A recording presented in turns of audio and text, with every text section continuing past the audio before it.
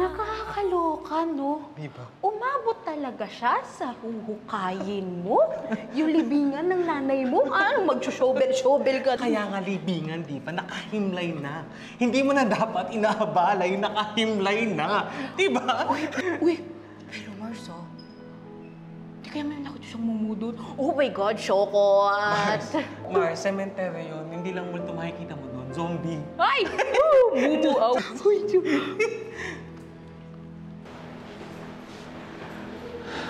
Alam niyo, kahit hindi niyo sabihin, alam ko si Zoe yung pinag-uusapan niya. Hindi naging madali kay Zoe na tanggapin na wala na yung nanay niya. Kayo ba? Naranasan niyo na ba na mawalan ng mahal sa buhay? Kahit maraming kasamaan ang ginawa ni Moira. At the end of the day, isang anak pa rin ang nawalan ng nanay. At lahat tayo, iisa lang ang nanay. At para kay Zoe, walang kapalit sa kanya si Moira.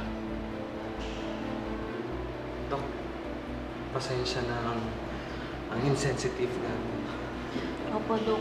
Pasensya na po ulit. Hindi na po mauulit.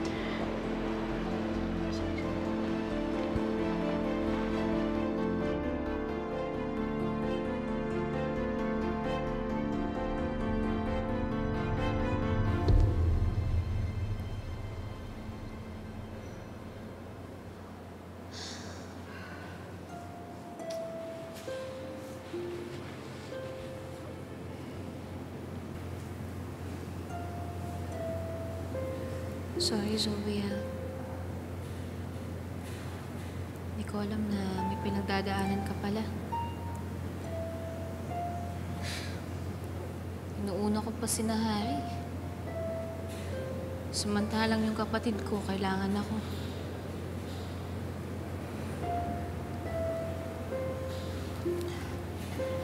Okay lang naman ako, Annalyn. Nakakaya ko pa naman.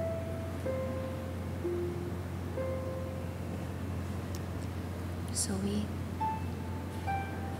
kung kailangan mo ng kausap o ng kasama, andito lang ako, ha? Alam ko, mahirap na mawalan ng mahal sa buhay. Lalo na kung nanay mo. Kaya pag kailangan mo ako, andito lang ako.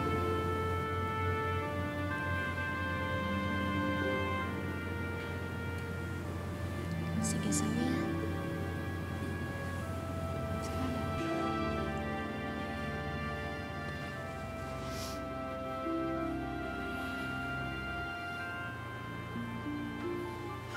Ano kayang alam ni Annalyn? Sinabi kaya ni Joy yung ginawa ko?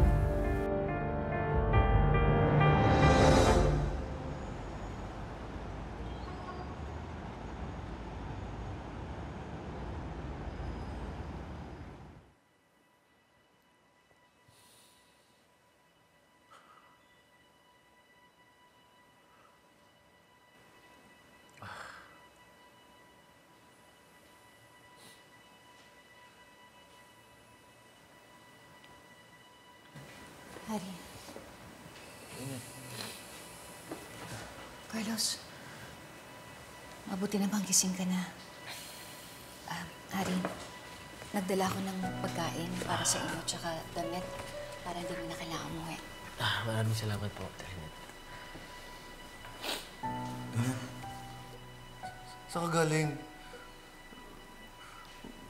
Saan ka galing? Ba't inuwan mo ako? Jeanette, huwag mo iiwan, ha? Jeanette, huwag kang aalis, ha?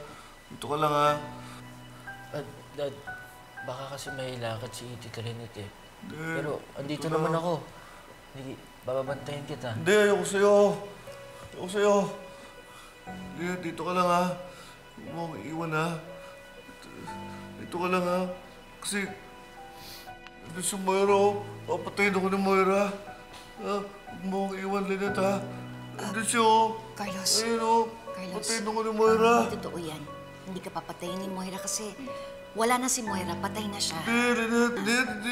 Hindi si Moira, oh. Papatayin ako ni Moira, Lynette. Huwag mo akong Carlos, iwan. makinig ka sa akin. Wala si Moira dyan. Wala na siya dahil patay na. Patayin ako ni Moira. Hindi oh. Ano? Dad! Wala nga si Moira, oh! Wala si Moira dito. Dad, tingnan mo. Wala. Wala si Moira. Wala. Tingnan mo, oh. Wala si Moira dito, okay? Huwag mo iwan, Lynette. Puntayin ako si Moira eh. Punta, Lynette.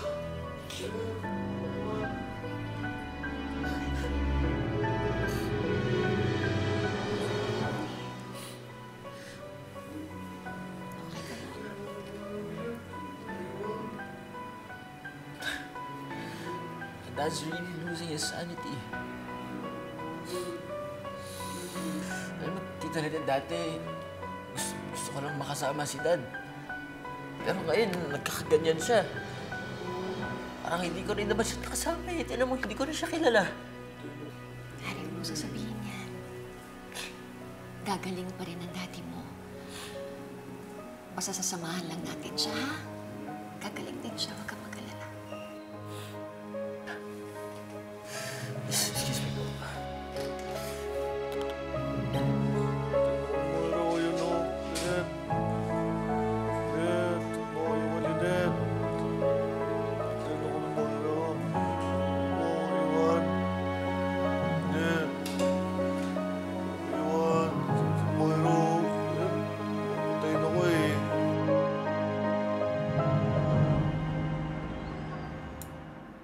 Dumaan ako kahapon sa Apex, ah. At ikaw ang pinag-uusapan doon. May kasama ka raw lalaki sa cubicle ng CR. So tell me, Zoe, si Dax ba yung lalaking kasama mo sa CR? So, ano naman kung si Dax? Ano ka ba? Hindi ka ba nag-iisip? Paano kung nahuli kayo? Hindi pa ba sapat na pinahukay mo yung libingan ng mami mo? Zoe, gusto mo ba talagang maging pulutan ng chismis sa Apex? Tita, pwede ba? Huwag mo na akong pakialaman. You're not my mom. Oo, hindi talaga ako ang mami mo. Pero nakikita ng mami mo ang mga ginagawa mo. At naiinis siya sa'yo. Galit na galit siya sa'yo. Paano niyo nalaman? Tita, ibig sabihin buhay pa si Mami? What? Seryoso ka? Literal talaga? Ano ka ba? Pinagsasasabi mo. Nakikita ng mami mo ang lahat ng mga ginagawa mo.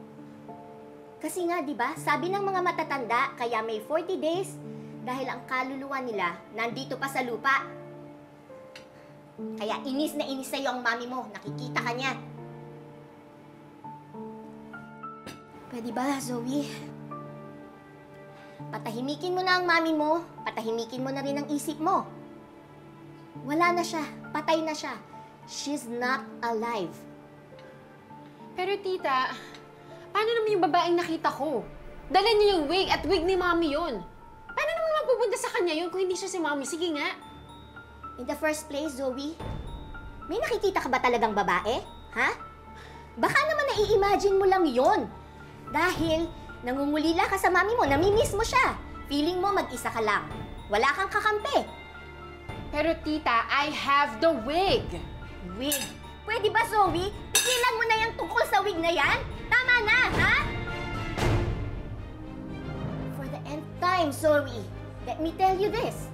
Wala na ang mami mo. So move on. She's dead and she is not coming back.